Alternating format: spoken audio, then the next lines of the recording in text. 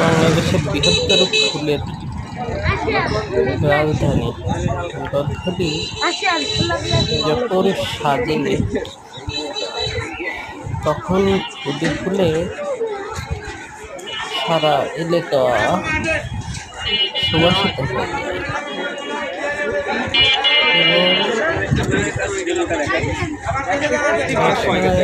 দর্শনার্থীরা এসে